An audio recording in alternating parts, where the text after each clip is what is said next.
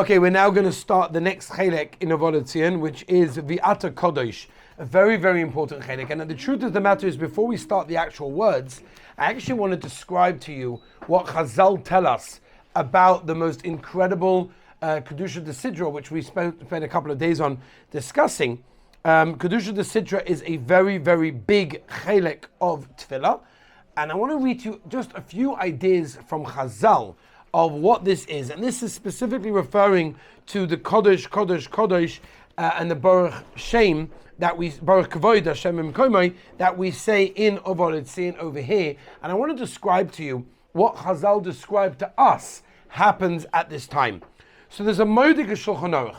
The Shulchan Aruch and Aruch Chaim Samekuf Lamed Beis Sif Aleph Paskins that you should be very careful to say the words of this Kedusha, and it's referred to as a Kedusha in Chazal, with a tremendous amount of concentration, and brings a Gemara. Are you ready for this Gemara? An amazing Gemara in Siddur Daf Mem Tes Amud Aleph.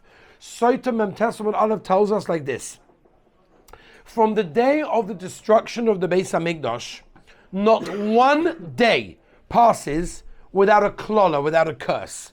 And each day's curse is worse than that of the previous day, fulfilling, tells us the Gemara, the pasuk, Boiker toima miyitein erev uve erev toima miyitein boiker. In the morning you'll say, who can give back last night? In the evening you'll say, who can give this morning? In that case, the Gemara asks, for what does the world survive on? How do we manage if each and every day progressively gets worse and worse when it comes to klolas?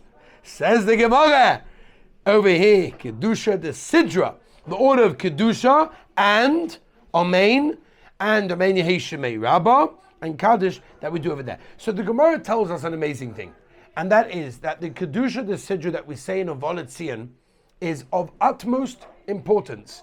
So much so that the Shulchan Aruch Paskins, it must be said with a tremendous amount of kavanah, because it's something very, very holy. I want to read out to you something else. I just saw this. I was looking around for a couple of things to speak about before we get to the words of Avodat Zion, which of course we're going to try to get to as much as we can, just to understand a bit more of what's going on. So I found a beautiful, beautiful sefer, Heavenwards, written by our one and only one of our Rebbeim in our yeshiva, Rabbi Niaus, and very, very exciting. And I found that he writes specifically on this in chapter 46. He brings down a beautiful idea.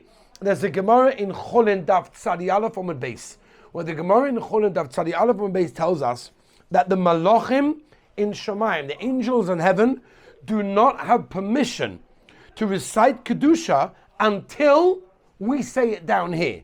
And he brings the Nefesh HaChaim, Reb Chaim Volozhin, that explains this is not like they're being polite. Oh, the Malachim was saying, until Klal Yisrael down here mention it, we'll be polite and we'll wait for them. No. That's not the pshat. Rather, says the Nefesh HaChaim, until us, human beings in this world, say Kedusha, the Malachim, the angels, are simply incapable of even opening their mouths.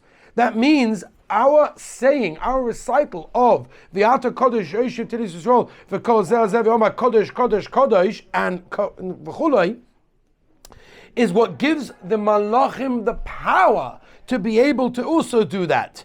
Now remember, Malachim are perfect. Malachim are, they're here to fulfill a specific mission, but they are perfect beings. So much so that when Moshe Rabbeinu went out to get the Torah, and the Malachim said, no, they don't give it to human beings, what did Moshe Rabbeinu say in the Gemara in Shabbos Peiches? Right, what did he say? He said very clearly, you guys are perfect. We are not. And we need the Torah to tell us, don't be jealous, don't kidnap, don't steal. We need all of these things.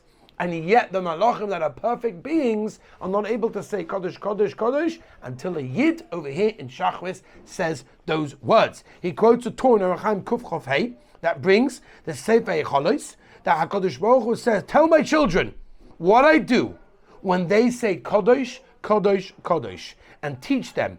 They should lift up their eyes to Shemayim, and they should lift their bodies upwards, because I have no greater pleasure in the world than when we look into each other's eyes. At that moment, I grab the tzura, the form of Yaakov Avinu, that's etched into my throne, and hug it and kiss it, and remember all the Gavaldik Schusim, and try to hasten their redemption. The Ozerua says that when we say Kedusha, The breath of our words rises to the heaven like pleasant fragrances. So Rabbi said, we're talking about something very, very heilig. We're talking about very, very holy. We didn't get to the words. Be'ezus Hashem, tomorrow we're going to go through some of the words to understand what's going on. But before you say the words, realize the power. When you say tomorrow morning, Kodesh, Kodesh, Kodesh, Hashem Tzvokos, Malei Kodesh Kavoday, only now can the Malachim have permission to open up their mouths. HaKadosh Baruch Hu has tremendous nachas. The world relies on it. And Be'ez Hashem, tomorrow we'll go through some of the words.